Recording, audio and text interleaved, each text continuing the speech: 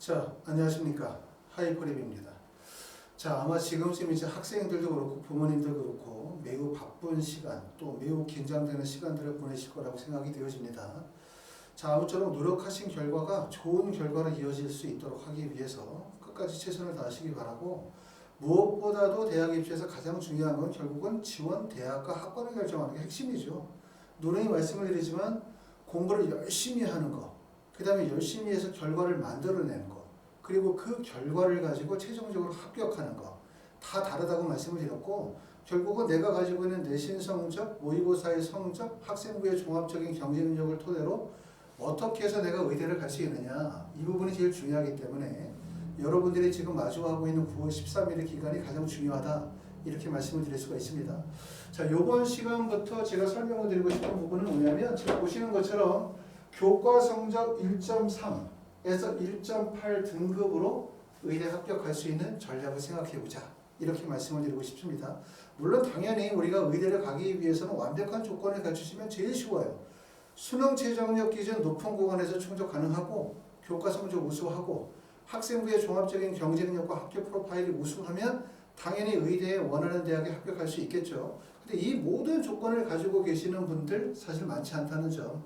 그렇기 때문에 아마도 많은 분들이 일반기 고등학교 학생들 중에서 내신 성적이 1.25다, 1.3이다, 1.4다, 또는 1.5거나 6이거나 1.7이거나 8인데 내가 의대를 꼭 가고 싶다, 나는 어디에 원서를 썼으면 좋겠느냐, 이런 부분에 대해서 고민하시는 분들 많으실 거라고 생각합니다.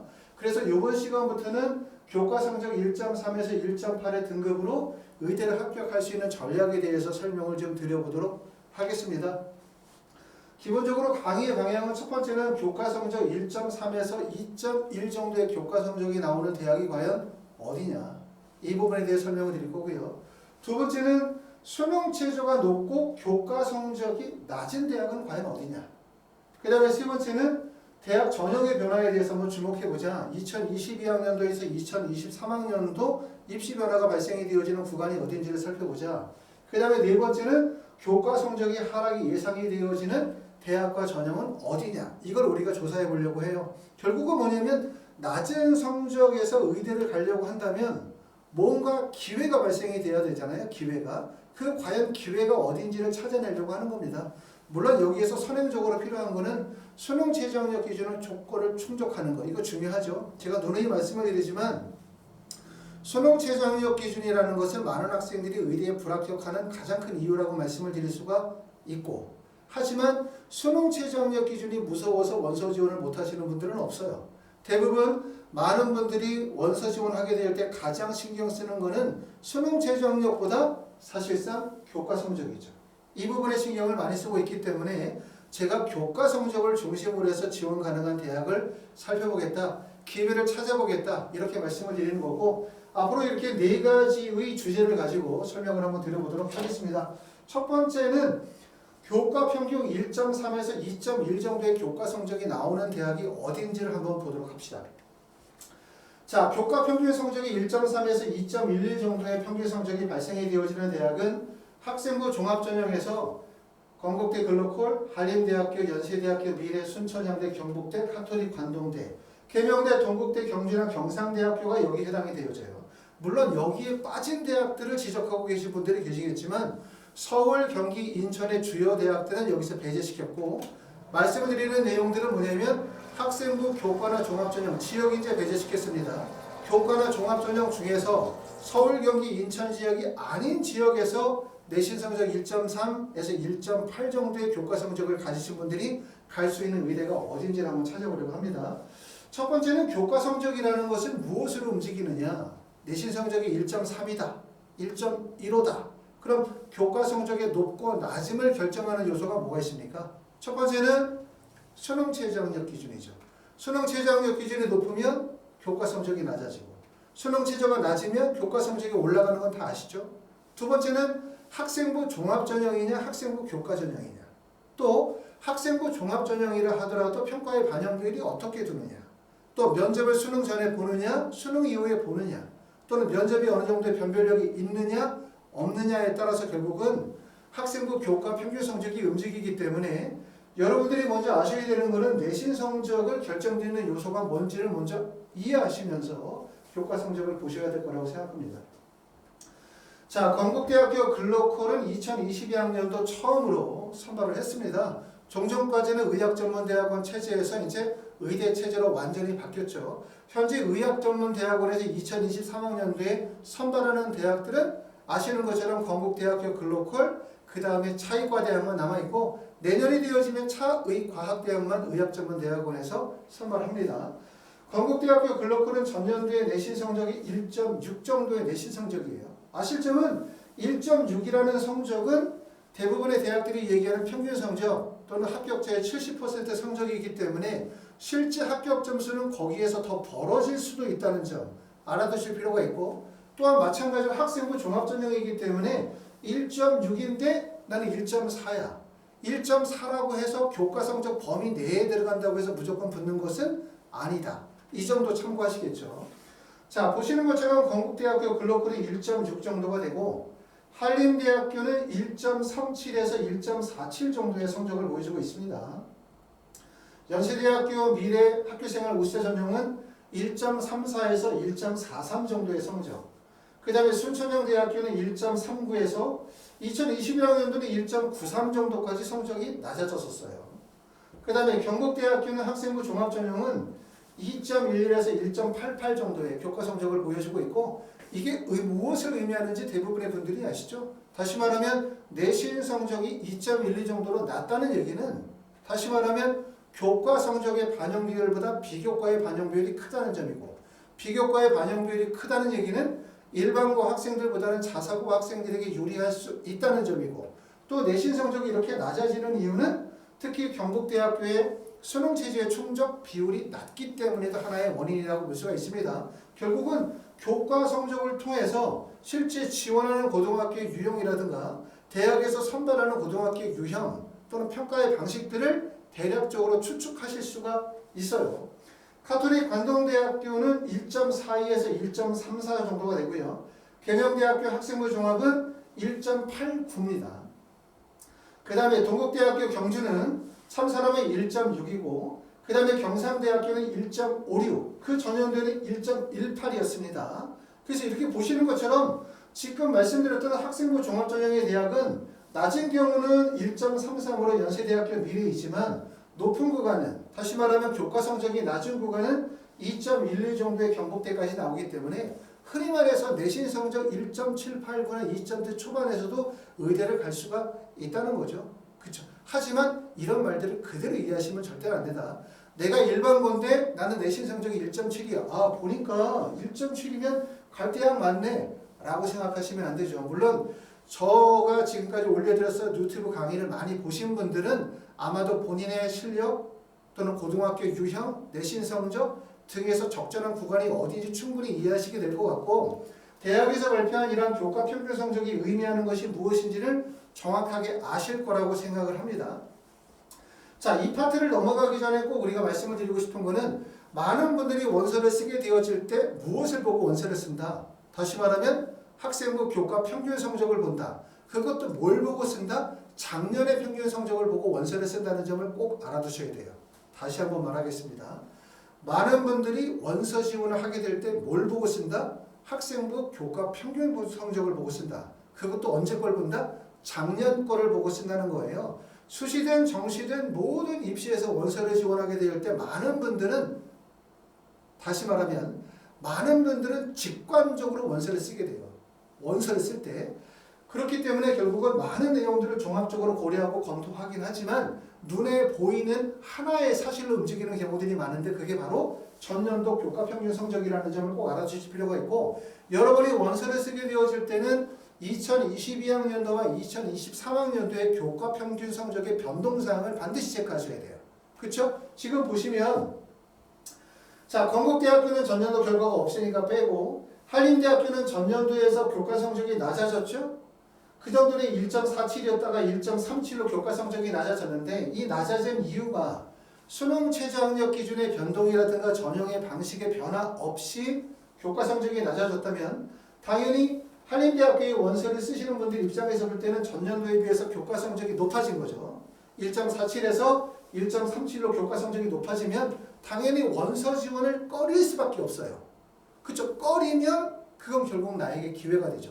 원서 지원을 꺼리면 지원율이 낮아질 거고 경쟁률이 낮아지고 경쟁률이 낮은 상태에서 수능 최저 통과자를 대상으로 1차 합격자를 내고 최종 면접을 하게 되어지면 결과적으로 내신 성적이 하락할 가능성이 매우 높다는 점.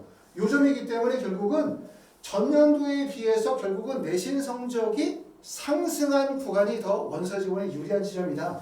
이렇게 말씀을 드리면 보시는 것처럼 한림대나 연세대, 미래 같은 경우는 전년도에 비해서 소폭이나마 내신 성적이 상승했기 때문에 더 유리하다고 보실 수가 있고 순천향대학교도 대표적이라고 말씀을 드릴 수가 있죠. 그 전년도에 1.93이었다가 1.39 물론 2022학년도에 비해서는 교과 성적이 낮아지긴 했지만 그 전년도보다 매우 높아졌기 때문에 원서 지원의 기회가 될 가능성이 높습니다. 경북대학교는 사실은 원서 지원에 좋은 기회가 될 수 없어요. 내신 성적도 전년보다 낮아졌을 뿐만 아니라 아시는 것처럼 학생부 종합전형의 모집 인원이 대폭으로 늘었기 때문에 많은 분들이 기회 구간이 될 수 있다고 생각하실 가능성이 높아요. 자, 가톨릭 관동대학교는 전년보다 내신 성적이 낮아졌죠? 불리하다는 뜻입니다. 자, 계명대학교는 전년도보다 내신 성적이 많이 낮아졌죠? 이런 데 원서 쓰시면 안 됩니다. 틀림없이 내신 성적이 1.35에서 1.89 정도로 내신 성적이 큰 폭으로 낮아지면 기회 구간이라고 생각하시는 분들, 내신 성적이 낮으신 분들이 대거 몰릴 가능성이 매우 높다는 얘기입니다. 자, 반대로 동국대학교 경주는 전년도에 비해서 내신 성적이 1.6으로 매우 높아졌기 때문에 기회가 될 수도 있겠죠? 하지만 동국대학교 경주 참사랑은 기회가 되지 못해요. 왜냐하면 내신 성적이 낮은 분들이 원서 지원이 몰리는 대표적인 지점이고 내신 성적이 높아졌다 하더라도 1.6은 다른 대학에 비해서 상대적으로 낮은 점수이기 때문에 경상대 같은 경우도 좋지 않은 기회죠. 왜냐하면 차라리 경상대학교에 원서를 썼다면 이때 원서를 썼어야 돼요. 1.18대. 지금은 1.58 정도로 내신 성적이 많이 낮아졌기 때문에 많은 분들이 몰릴 가능성이 높다. 다시 말하면 뭐냐면 수능 최저학력 기준의 변동이라든가 모집 인원이 대폭 늘었다든가 전형의 방식이 바뀌었다든가 이런 변화 없이 교과 성적이 전년도에 비해서 어떻게 됐다? 낮아졌다. 라는 얘기는 많은 분들이 원서 지원의 기회라고 생각할 가능성이 높기 때문에 상대적으로 불리하다. 우리는 어디에 원서를 써야 되냐면 전년도에 비해서 원서 지원이 매우 어려워지는 구간에 써야 돼요. 모집 인원이 줄었다. 내신 성적으로 큰 폭으로 상승했다. 수능 최저학력 기준이 강화됐다. 이런 요소들, 다시 말하면 원서 지원에 불리한 요소들이 적용이 될수록 첫 번째는 학생들이 지원을 덜 하겠죠. 그리고 덜한 학생들 중에서 수능 최저 통과자를 대상으로 면접을 진행하면 결국은 내신이 하락할 수밖에 없습니다. 그렇기 때문에 그거를 원서 지원을 역이용하셔야 돼요. 내가 편한 구간, 내가 합격할 수 있다고 생각하는 지점은 모든 분들이 생각하는 지점이 될 가능성이 높습니다. 자, 두 번째는 이제 학생부 교과 전형에서는 어떤 대학이 있는지를 보면 학생부 종합보다는 학생부 교과 전형이 유리하다고 제가 누누이 말씀을 드렸어요. 특히 지방의 대학 학생부 교과 학생부 종합 전형에서 제가 분석을 하면서 말씀을 드렸듯이 학생부 종합 전형에서 원서를 쓰시는 구간이 많지 않아요. 대부분 학생부 교과 전형의 구간이 훨씬 더 넓다는 점 말씀을 드렸고 학생부 교과냐 종합이냐 중요하지 않아. 우리가 일반적으로 생각하면 학생부 교과는 뭐야? 내신 중심의 전형이야. 학생부 종합은 뭐지? 내신 성적 외에 비교과를 반영하는 거야. 아, 나 내신 좋아. 그럼 학생부 교과. 내신 안 좋아. 그럼 학생부 종합. 이렇게 쓰는 거라고 생각하지만 지방, 서울, 경기, 인천을 뺀 지방의 대학의 학생부 교과와 종합은 사실상 의미가 없어요. 수능 최저학력 기준이 높으면 학생부 교과와 종합의 의미가 없다. 수능 최저가 낮아지면 학생부 종합과 교과의 의미가 생긴다. 이렇게 보시면 됩니다. 그렇기 때문에 마치 학생부 교과와 종합을 우리가 생각하는 일반적인 방식으로 자꾸 접근하시면 안 돼요. 내신 성적이 낮으신 분들이 학생부 교과가 더 유리하다는 사실을 아셔야 됩니다. 자, 지금 보시는 것처럼 건양대학교는 1.43이에요. 그 전년도에 1.3이었죠. 결국 내신 성적이 하락한 구간은 오히려 안 좋다고 말씀을 드렸습니다. 충북대학교는 학생부 교과가 전년도에 1.59에서 1.28로 수능 성적이 학생부 교과 성적이 높아졌죠. 이런 구간이 기회가 되겠죠. 기회가 될 가능성이 높습니다. 전년도에 40대 1의 높은 경쟁률이 발생이 되어진 이유는 바로 뭐 때문에 그 전년도의 입시 결과를 보고 원서를 쓴 거예요. 틀림없이 올해는 1.28 정도로 내신 성적이 상승했고 모집 인원이 많지 않다는 점을 고려하게 되어지면 경쟁률이 하락할 가능성이 높다고 보여집니다. 자, 연세대학교 미래는 1.18에서 1.31로 낮아졌고 전북대학교는 1.54에서 1.38로 내신 성적이 높아졌죠.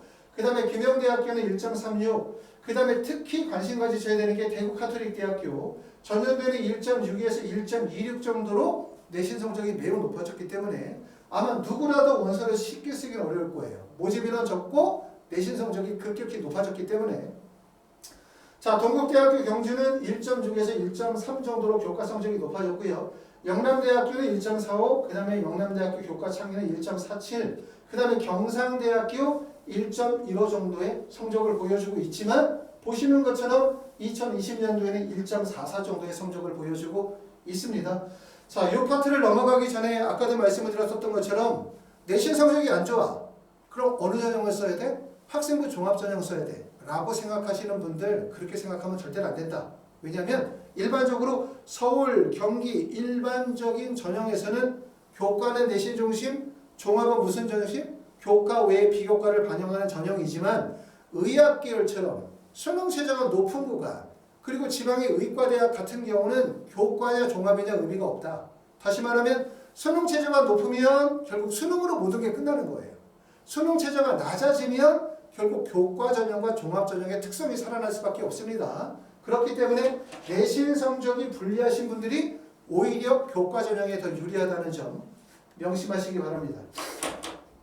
자, 두 번째는 수능 최저가 높고 교과 성적이 낮은 대학을 선택을 하셔야 돼요. 어쩔 수 없거든요. 내신 성적이 1.3에서 1.8 정도까지 벗어나시게 되어지면 뭘 노리셔야 되냐면 수능 최저가 높은 구간, 수능 최저가 높아서 수능 최저가 미충족이 발생되고 비충족이 발생이 되어지면서 합격자들 간의 점수 간격이 크게 벌어질 수 있는 구간을 노리셔야 돼요. 그렇죠? 그리고 이제 요즘에 그런 것들이 기회가 될 수 있는 이유들은 예전에 비해서 대학들이 수시에서 정시로 이월되어지는 비율들이 점차로 감소하고 있죠. 예전에는 대학들이 수시에서 장사 한번 하고 정시에서 장사 한번 하고 이렇게 했다면 요즘에는 대부분 다 정시 선발 비율이 많이 늘어나게 되어짐에 따라서 가급적이면 수시에서 선발해요.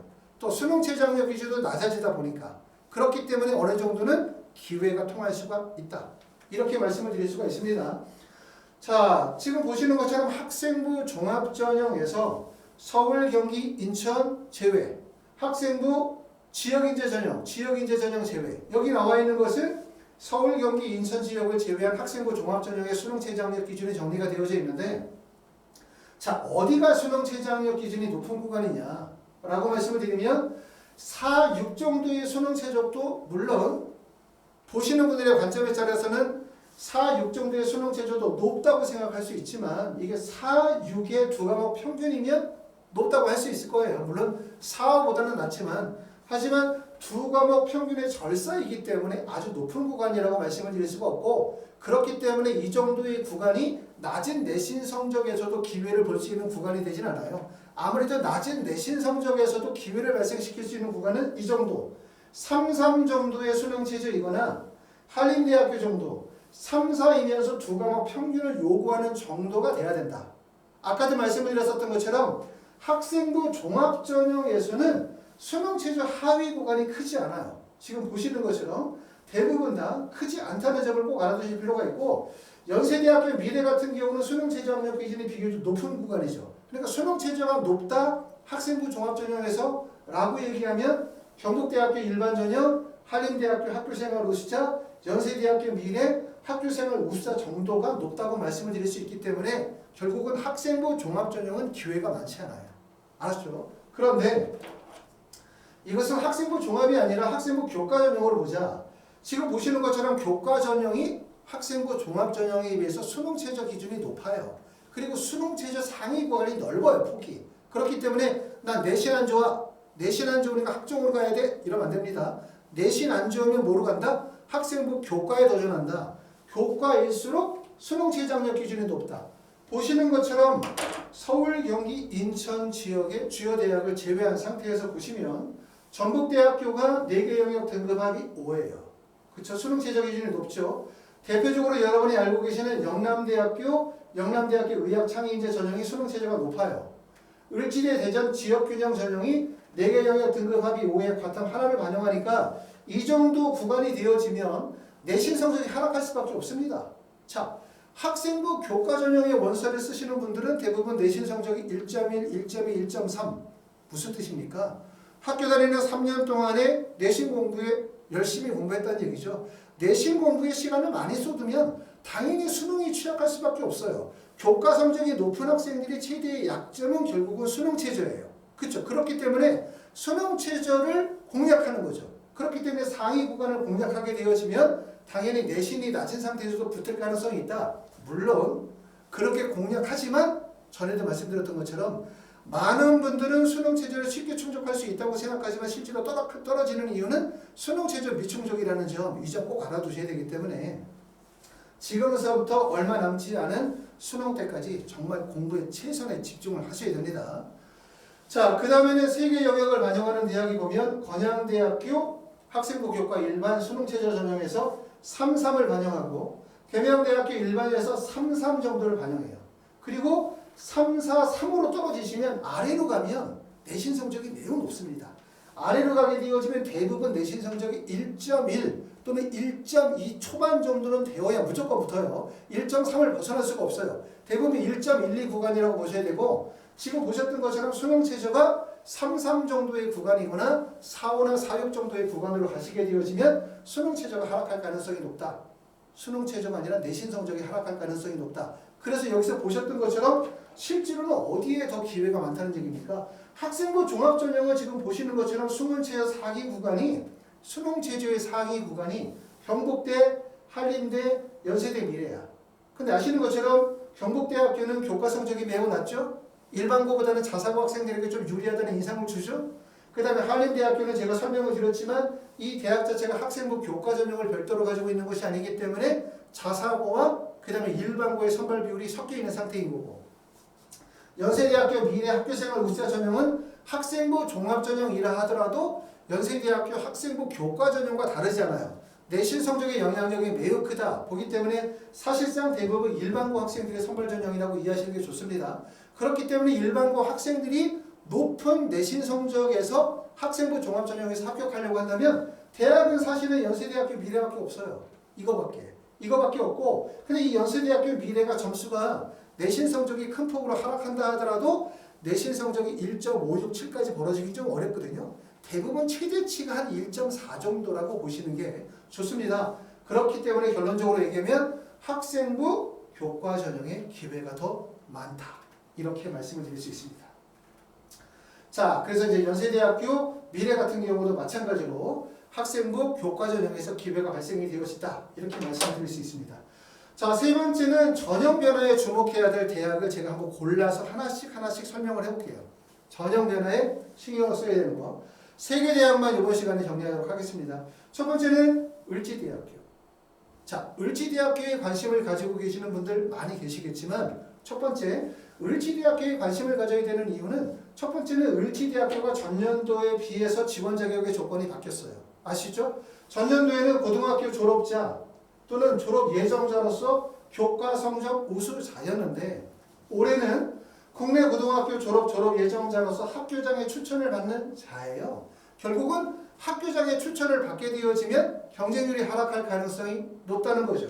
전년도에 경쟁률이 얼마였었나? 28.8대 1. 경쟁률이 하락할 가능성이 높다는 거고 두 번째는 뭐냐면 전년도에 모집 인원이 10명이었는데 올해 모집 인원이 5명이에요. 모집 인원이 10명에서 5명으로 50%가 줄은 거야.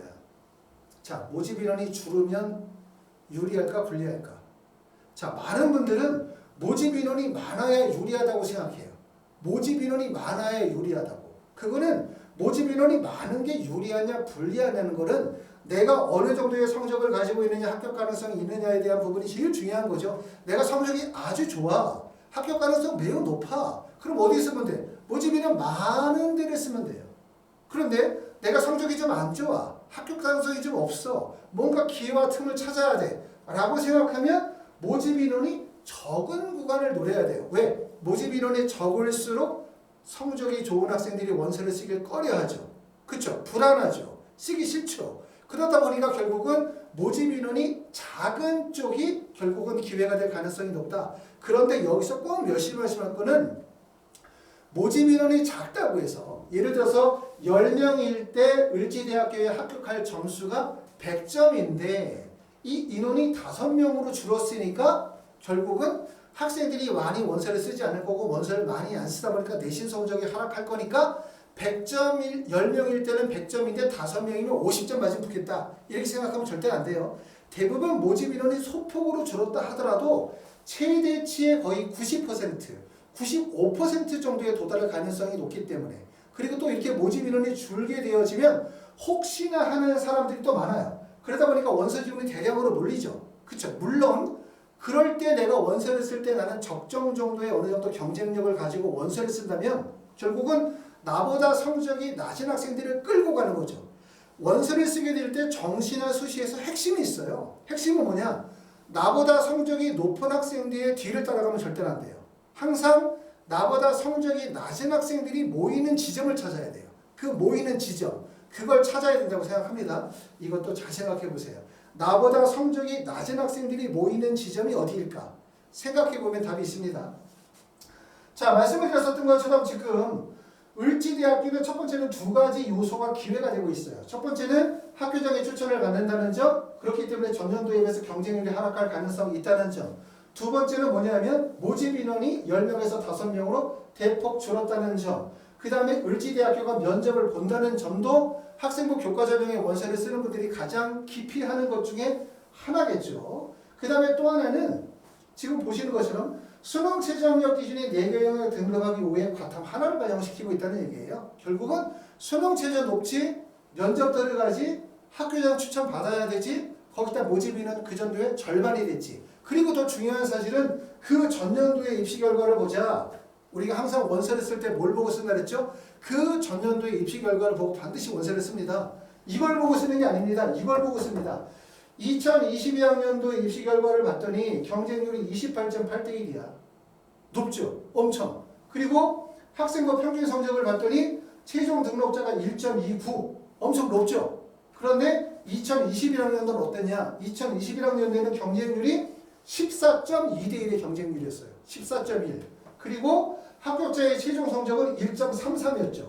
그러니까 결국은 뭐냐면 2023학년도 입시에서는 2022학년도의 입시 결과가 2023학년도가 될 가능성이 상당히 높다고 보시면 됩니다. 그렇기 때문에 아까 말씀드렸던 것처럼 내신 성적이 다소 낮아서 의대를 가고 싶은데 어디에 원서 지원을 찾아야 될지 잘 못 얻으시는 분들, 이런 분들은 사실은 이런 대학이 기회가 된다고 생각을 합니다. 제가 이렇게 말씀을 드려도 제 유튜브를 보시는 분들이 많지 않기 때문에 또 유튜브를 보시는 모든 분들이 사실 이 정도의 내신 성적과 이 정도의 수능 체제에 다 적합한 건 아니죠. 그렇기 때문에 아마 적은 분들이 보시기 때문에 정보를 잘 이용해서 원서를 쓰시게 되어지면 좋은 기회가 되실 거라고 생각합니다. 자, 영남대학교 말씀을 드리겠습니다. 영남대학교는 사실은 전년도하고 전형의 변화가 없어요. 하지만 영남대학교는 꼭 정리해야 되겠죠. 왜? 수능 최저도 그렇지만 교과 성적이 문제가 된다고 생각하시는 분들은 필연적으로 영남대학교에 원서를 쓰게 될 수밖에 없어요. 보시는 것처럼 영남대학교 2022학년도를 보면 경쟁률이 얼마였습니까? 자, 영남대학교 학생부 교과 일반의 경쟁률은 34.25. 엄청 높죠? 그 다음에 의학창의는 18.25. 의학창의와 일반 전형의 차이가 뭡니까? 면접이 있느냐 없느냐, 면접을 수능 전에 보느냐, 이 차이죠. 결국은 뭐냐면 경쟁률을 낮춰야 합격 가능성이 높아집니다. 결국은 어디에 원서를 쓰는 게 좋다? 의학창의인재 전형의 원서를 쓰는 게 좋다. 그렇게 되면 경쟁률이 절반 정도 하락한다. 그런데 중요한 거는 의학창의인재 전형의 원서를 쓰고 수능에 집중하셔야 돼요. 자꾸 수시 전형의 원서를 쓰고 자꾸 마음이 흔들리시면 안 됩니다. 아시겠죠? 1단계 발표 나시고 난 다음에 면접 준비하는 거는 면접이 그렇게 어려운 면접이 아니기 때문에 짧게 준비하시면 되고, 만약에 하이퍼리비에서 면접 준비를 진행하기 때문에 직접 올라오시기 어려운 분들은 줌을 이용해서 하시면 되고, 서울, 경기, 인천에 계시는 분들은 면접시험 전날 정도에 간단하게 1대1이나 아니면 소수 그룹으로 해서 면접 수업을 진행하시면 효과적으로 진행하실 수 있습니다. 자, 두 대학의 경쟁률 차이는 34.25와 18.25로 엄청나게 차이가 나는데 실제로는 85% 컷에서는 큰 차이는 별로 없어요. 그렇죠? 지금 보시는 것처럼 일반 전형은 1.47 정도, 그 다음에 의학 창의는 1.52 정도이기 때문에 85% 컷에서는 큰 차이가 없다. 이렇게 보실 수가 있고, 가장 큰 차이는 제가 볼 때는 충원 합격자의 비율인 것 같아요. 충원 합격자. 충원 합격자의 비율을 보시게 되어지면 일반 전형은 8명 모집에 충원 합격자가 23명이죠. 충원율이 매우 높아요. 그렇죠? 그리고 의학 창의 인재 전형은 8명 모집에 충원 인원이 5명밖에 안 나오죠. 이 얘기는 무슨 뜻이냐면 결론적으로 얘기하면 이거예요. 의학 창의 인재 전형의 원서를 쓰시는 분들이 일반 전형의 원서를 쓰시는 분보다 경쟁력이 약하다. 특히 상위 집단의 학생들의 경쟁력이 떨어지는 거예요. 상위 집단의 경쟁력이 떨어지니까 결국은 다른 대학으로 못 빠져나가는 거고, 그 다음에 일반 전형은 상위 집단의 원서를 쓰시는 분들이 경쟁력이 있기 때문에 다른 대학으로 연쇄적으로 이동할 가능성이 크다는 거예요. 결국은 내가 만약에 교과 성적이든 수능 체제든 경쟁력이 다소 부족하다고 생각하시는 분들은 두 개 대학은 물론 수능 체제는 동일하지만 수능 전에 면접을 보는 의학 창의 인재 전형의 원서를 쓰는 것이 타당하다. 이렇게 말씀을 드릴 수가 있습니다. 근데 말씀을 드렸었던 것처럼 하지만 가장 큰 부담이 되는 것은 결국은 수능 전에 면접을 본다는 게 좀 부담이 돼요. 아무래도 수능 전에 면접을 보는 전형의 원서를 쓰다 보면 심적으로 자꾸 흔들리고, 또 1단계 합격자 발표가 지금 보시는 것처럼 이거죠. 10월 6일에 1단계 합격자 발표 나거든요. 발표 나고 난 다음에 10월 15일 정도에 면접을 보러 가고, 면접을 준비할 수 있는 시간적인 여유는 좀 되는 것 같아요. 아무래도 이 기간 동안에 면접 준비하고 그러다 보면 심적으로 많이 흔들리고 그러다 보니까 수능을 좀 못 볼 수도 있어요. 하지만 어느 정도의 위험 부담 좀 감수하실 필요가 있습니다. 왜? 경쟁률이 절반으로 떨어지니까. 그리고 보시는 것처럼 일반 전형보다 의학 창의 인재 전형의 원서를 쓰시는 분들이 아무래도 어떤 학생들이 원서를 쓴다? 교과 성적이든 여러 가지 전반적으로 경쟁력이 낮은 학생들이 원서를 쓰기 때문에 합격 가능성은 당연히 의학 창의 인재 전형의 합격 가능성이 훨씬 더 높을 수밖에 없겠죠. 자, 다음으로 이제 전북대학교 한번 설명을 해볼게요.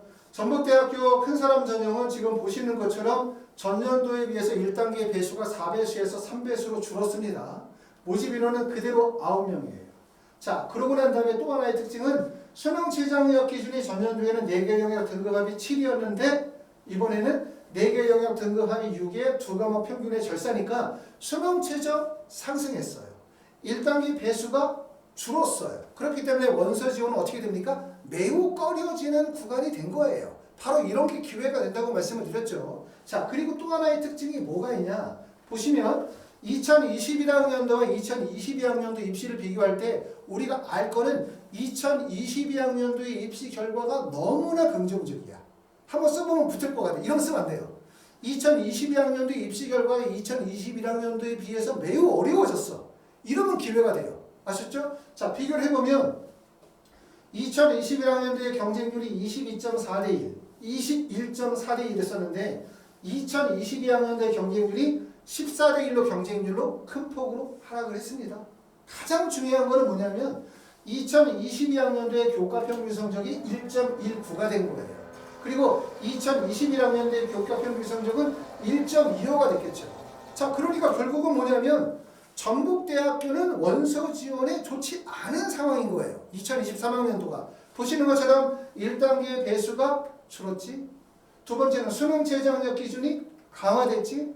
그리고 전년도에 비해서 내신 성적이 매우 높아졌다고 표현할 수 있겠죠. 그렇기 때문에 원서 지원이 꺼려지는 시점이고, 그러면 이런데 어떤 학생들이 원서를 쓰냐? 대부분 내신 성적이 1.19를 중심으로 그 정도의 성적이 있는 분들이 원서를 쓰겠죠. 그런 분들이 그 정도의 내신 성적에다가 수능 체제를 충족한다면 상위 대학에 이동해서 빠져나갈 가능성이 높아요. 그러면 하위 구간의 학생이 붙을 가능성이 높다. 자, 누누이 말씀드리지만 우리가 대학 입시에서 붙는 방법은 두 가지가 있거든요. 두 가지. 하나는 최초 합격, 두 번째는 추가 합격이에요. 원서를 쓸 때 꼭 그거 생각하셔야 돼요. 최초 합격으로 붙을 것이냐, 추가 합격으로 붙을 것이냐, 다른 사람의 뒤를 따라갈 것이냐, 아니면 나보다 성적이 낮은 애가 모여있는 지점을 찾을 것이냐, 이걸 생각하셔야 돼요. 결국은 추가 합격을 노리자라고 생각하시는 분들은 어디를 찾아야 되냐, 상위 성적대의 구간이 집중되는 구간을 노리셔야 돼요. 그리고 반드시 전북대학교의 원서를 쓰시는 분들이 전북대학교만 원서를 쓰지 않습니다. 절대로. 수시는 6개의 원서를 쓰기도 하고, 전북대학교의 수능 최저학력 기준과 전북대학교의 교과 성적을 고려하면 대부분 여기에 원서를 쓰는 사람들은 상위 구간의 2개나 3개의 대학에 원서를 쓸 가능성이 높아요. 조건이 충족되면 반드시 빠져나간다는 뜻이죠. 그렇기 때문에 학생들 간의 점수의 편차, 간격이 벌어질 가능성이 높다. 그렇기 때문에 전북대학교를 기회로 생각하시는 게 좋겠다라는 생각이 듭니다. 여기까지 해서 이제 설명을 드렸습니다. 다음 시간에는 전북대학교 이어서 대학을 하나씩 설명을 드려볼게요. 요즘에 이제 아마 부모님들도 바쁜 시기고 저도 사실은 바쁘거든요. 요즘에 이제 한참 입시 컨설팅 하는 시기고 자기소개서 첨삭하는 시기고 이러다 보니까 바쁜데 중간중간 상담을 하면서 생각나는 부분들 있으면 제가 최대한 자주 좀 올려드리려고 합니다. 가끔 많은 분들 만나다 보면 뭐 하이퍼리뷰 유튜브를 2년 전부터 봤다, 3년 전부터 봤다 뭐 이렇게 말씀하시는 분들이 계세요. 고맙게 생각합니다. 조금이라도 좀 도움이 될 수 있는 정보가 있다면 잘 정리해서 드리도록 하고 다음 시간에 또 뵙도록 하겠습니다. 감사합니다.